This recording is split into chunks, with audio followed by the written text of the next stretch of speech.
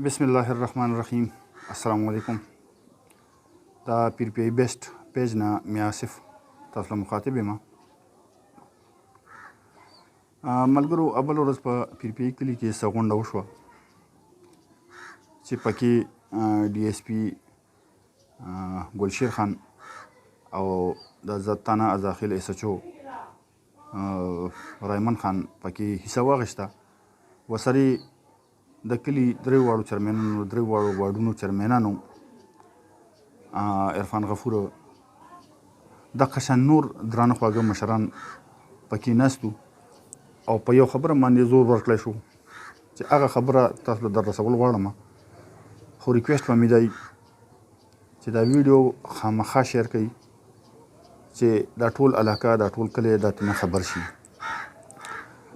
ملګرو خبره به کوو کم خلک چې د بهر نه راغلي دي او په پیرپی زاخیل امانګړ په دې سیمه باندې ژوند کوي، ای د پاره پکې یو میسج دی او کم چې د دې خلک دي ابایي خلک دي هغوی لپاره هم یو میسج دی. میسج د دواړو د فایدې دی. کم خلک چې بهر نه راغلي د هغوی د اندراج په حوالې سره دی چې ای د خپل تاڼه کې اندراج وکړي، نو دې کې هغوی له هم فایده ده او مونږ خلکو له هم فایده ده. ای له پکې څه فایده ده؟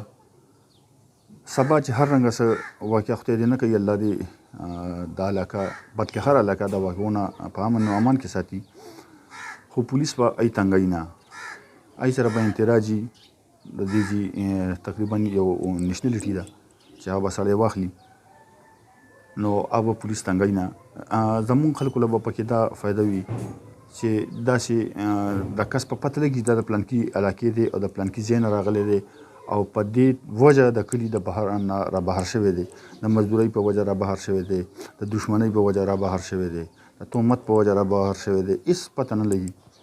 نو په دغه کې به یو مونږ له څرګند کتابي زما درخواست ټولو هغو مالکانانو ته دی کوم چې د کلي نه بهر اوسېږي یا د ملک نه بهر اوسېږي، خو دلته په کرایه باندې خلک اچوري. تقریبا پیرپیایي کې نن سبا زما په خیال 70% داسې خلک دي چې د کرایو خلک دي، خصوصا پیرپیایي کې امانګړ او داخل خو نشم ویلی او دغه شان داخلو کې هم ډېر دي. نو هغه مالکانانو ته پکار دي چې ای سره رابطه وکړي خپلو کرایدارانو سره او ای اندراج وکړي، نو کیدای شي چې زمونږ د علاقه د جرایمو نه څه نه څه صفا شي په دې توګه باندې. نو د خپل کلي سره د خپل ځان سره د خپلو بچو د مستقبل سره دغه مرسته خامخا وکړئ چې څوک هم بهر دي ای د خپلو کرایدارانو له ټلیفون وکړي چې ای پې رابطه وکړي. او دې کې هېڅ قسمه تکلیف نشته. هغه ملګرو لم چې کوم د بهر نه راغلي دلته ژوند کوي، زمونږ وروڼه دي زمونږ خویندې دي، راځي کوي به ژوند، پاکستانیان دي یا افغانیان دي د حق دی، خو اندراج لازمي دی. په دې مخه به کېږئ. دا د دې د مشرانو متفقه فیصله ده چې ای به خپل اندراج کوي. خپلو دواګانو کې مې یاد ساتئ